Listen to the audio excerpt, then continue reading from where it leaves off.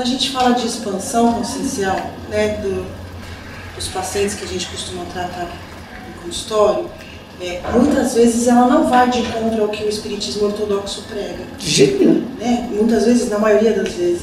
E como é que é lidar com isso, sendo um espírita praticante, como é que é lidar com isso no dia a dia profissional? A gente atende muita gente desse eixo religioso. Do meu ponto de vista, minha visão é a seguinte: tudo para mim é psicológico. Tudo é psicológico, entendeu? Então, em sendo psicológico, não me interessa se tem espírito por detrás ou não tem, se é obsessor, se não é obsessor. Eu me preocupo com o que motivou a obsessão. E o que motivou a obsessão é um problema do paciente, não do espírito obsessor. Então, eu trabalhando o paciente, eu resolvo o problema de obsessão dele. Logo, a minha visão não muda. O problema resolvido, ok. E eu estou trabalhando sempre com o paciente de forma psicológica. Se ele conhece de espiritismo, posso, uma coisa ou outra, fazer uma observação. Mas o que tem servido muito na clínica é para outra coisa, para corrigir visões distorcidas do espiritismo. Por exemplo, há pouco tempo veio me procurar uma pessoa que estava fazendo um trabalho de desobsessão. E ele estava preocupado porque ele tinha acessos de raiva e que aquilo era o obsessor e tal. Eu fiquei ouvindo quando ele falou, vem pensamentos em mim, eu fico sem saber quando é o pensamento meu, quando é o pensamento do obsessor, e eu ouvi. Quando ele terminou, eu disse: amigo, o espírito obsessor, ele vai atingir sua mente através dos seus problemas. Então, por que você quer fazer essa diferença? O pensamento não é do obsessor, o pensamento é seu. Mesmo que venha dele, você acolhe e você está de acordo.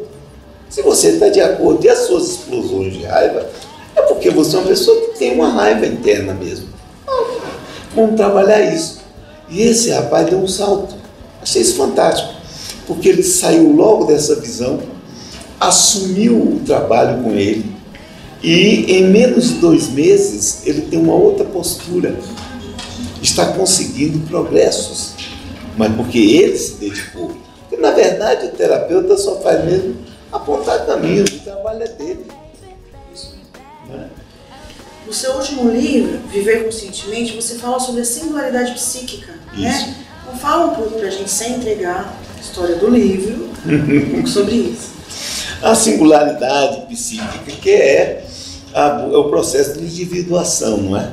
É o conceito junguiano de individuação. Nós temos a individualidade que nós alcançamos quando chegamos à puberdade, não é? Aí daí para frente nós estamos afirmando, por isso essa crise, inclusive, entre os jovens e os pais e a sociedade, essa rebeldia, porque eles estão afirmando a personalidade, né? Estão assumindo sua individualidade. Mas mesmo quando nós assumimos a individualidade, e desde que nós encarnamos, nós somos um produto do coletivo. Nós absorvemos o coletivo via nossos pais, não é? Aqueles aprendizados pequenos, dentro de falar, que é o quê? Uma coletivização, né? O coletivo nos ensinando a língua materna, aquilo onde nós vivemos. Depois, as crenças sociais, não é? Como tinha antigamente, se você beber leite, chupar manga, morre, coisa desse tipo. As crenças dos nossos pais, que são passadas, que são crenças coletivas.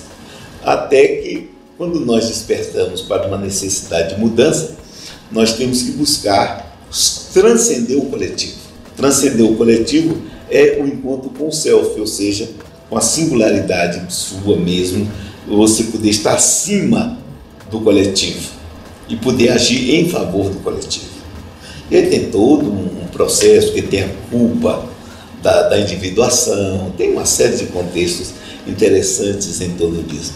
Se você busca assim, pessoas individuadas, eu digo, por exemplo, Buda faz uma luta em busca da individuação e consegue.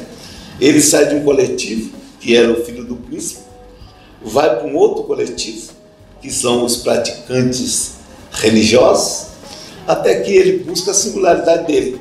ele pega e diz assim, peraí, eu estou passando fome, comendo um grande arroz, eu vou morrer desse jeito, não vou achar nada. O que é que eu faço? Aí a menina vem lá, dá uma boquinha com arroz, ele come e naquele momento se individua, ou se ilumina. E eu já concluí que para a gente se individuar, tem que estar de barriga cheia, de barriga vazia não vai dar. Né? Jesus Cristo que apresenta a individuação, ou seja, ele lida com o coletivo, ele usa o coletivo, mas o coletivo não tem impacto sobre ele. Essa é a grande tarefa. E no meu livro Desenvolvimento Pessoal, é justamente o subtítulo é o processo de individuação, né? A luta para sair do coletivo e assumir o que a pessoa é. Muitas vezes isso é visto como uma injustiça, né? Assim, eu sou um sofredor, eu tenho que passar por isso, não dá para entrar no processo de individuação, daí vem a culpa. Isso. Né? Como é que é visto por você essa história de injustiça? Em primeiro lugar, a única injustiça que pode existir é a que eu faço comigo. Porque as injustiças que vêm de fora, elas são exteriores a mim. Por exemplo, você vê, Jesus Cristo sempre foi vítima de injustiças. Mas ele não estava nem aí se abalando com isso. Ele sente no momento supremo a injustiça no Getsemane, quando ele pede, Pai, se possível, passa de mim esse cálice sem que eu beba. Mas, imediatamente ele diz, mas não se faça a minha vontade, porém a sua. Existe um objetivo maior com isso? Se tem, eu toco, eu assumo. Não é? Inclusive, Jung tem uma passagem interessante. Ele tinha vindo da Índia e ele tinha recebido honrarias na Índia. Quando ele estava com um amigo no escritório dele, tinha a figura do Cristo crucificado. Ele virou-se e disse assim, quem descobriu a solução para o sofrimento foi ele, e apontou o crucifixo. E o amigo perguntou como? Ele disse, aceitando. Então a injustiça vai causar um sofrimento, mas se você a aceita, não é? Ela deixa de ser esse sofrimento. Você busca assim, aquilo, essa injustiça aconteceu comigo, onde foi que eu dei chance para que ela acontecesse? A pessoa foi injusta comigo porque eu confiei demais, então eu tenho que aprender uma lição. Doravante eu tenho que colocar em prática o que Jesus dizia, sede simples como as pombas, porém prudentes como as serpentes. Eis que eu vos envio como ovelhas para o meio de lobos, sede simples como as pombas, porém prudentes como as serpentes. E eu achei essa colocação fantástica. Se alguém me fez uma injustiça, onde foi que eu fui somente pomba? Perfeito. E não me tornei uma serpente. Não observei que são seres humanos, eu estou lidando, que são iguais a mim, porque eu também posso cometer injustiças. Isso aí é fundamental. Nunca na vida achar que o outro é que é o único responsável. Para a gente encerrar, deixa eu te perguntar uma coisa. A gente tem falado muito de expansão consciencial, né? Do quanto a gente trata as pessoas e deixa as pessoas mais conscientes do seu próprio estado no universo. O projeto do Integra 7 diz muito isso. O que significa isso para o seu projeto pessoal? Essa expansão de consciência para as pessoas que cruzam o seu caminho, que lidam com você todos os dias. Em primeiro lugar, eu vou me lembrar de Martin Buber, né? Ele diz o seguinte, quando eu me relaciono com alguém, por mais rápido que seja, eu saio mudado e a pessoa também. Porque eu coloquei dentro de mim uma nova representação.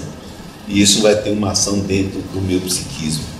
E Jung vai chamar a atenção para a necessidade de nós estarmos expandindo a consciência às custas do inconsciente, ou seja, pegando os conteúdos tanto do inconsciente pessoal quanto do inconsciente coletivo e gradualmente fazendo com que o ego deixe de ser um medroso do inconsciente e passe a ser um parceiro do inconsciente. Então, nesse processo, como a consciência se amplia, isso é para mim uma expansão consciencial. E, ao mesmo tempo, isso vem junto com o processo de individuação. Eu começo a observar o coletivo de um ponto de vista mais isento e, ao mesmo tempo, ter aquilo que Vanderlei chamou a atenção na palestra dele, que é uma visão mais tolerante do outro, porque eu vejo o outro como alguém como eu sou. Não é? Então a minha consciência se expande quando eu começo a achar que eu tenho adversários, que tem pessoas que querem me prejudicar, e eu chego à consciência de que somente uma pessoa pode me prejudicar, eu mesmo, mais ninguém. Muito, muito, muito obrigada. E eu quero agradecer a vocês por terem me dado essa oportunidade, desejar que o Integra 7 possa crescer cada vez mais, expandir-se para expandir as consciências dos outros, oferecendo visões diversas sobre a vida, sobre o destino, para que cada um possa encontrar os pontos de afinidades dentro dos quais eles possam se desenvolver. Eu acredito muito no choque de ideias, porque toda unanimidade é burra, não é? Quando existem discordâncias, você tem pontos de vista que você pode confrontar e fazer aquilo que o processo de individuação deve fazer. Porque o processo de individuação não significa que a pessoa vá virar santa. Nem significa que a pessoa vai ficar totalmente boa. O processo de individuação é representado muito pelo Tao Chi. Então é aquele símbolo onde você vê uma parte escura e uma parte clara, mas as duas têm as mesmas proporções. Então, para mim, individuação é quando a gente equilibra o bem e o mal na gente. Quando a sombra se tornou consciente, tanto a sombra escura quanto a sombra áurea, a sombra clara. Nesse momento nós nos apropriamos de nós e nos tornamos senhores de tudo. Por quê? Porque nós podemos agir para o bem ou para o mal, simplesmente porque nós queremos e sabemos a finalidade. Porque o mal tem uma finalidade, o bem tem uma finalidade. Não é nem tudo que a gente diz que é mal mesmo. E nem tudo que a gente diz que é bem mesmo. Eu costumo afirmar que todo mal gera o bem e todo bem gera o mal. Então, os dois têm que estar em equilíbrio para que eu possa encontrar a minha estabilidade, eu possa encontrar a minha individuação. Obrigado a vocês.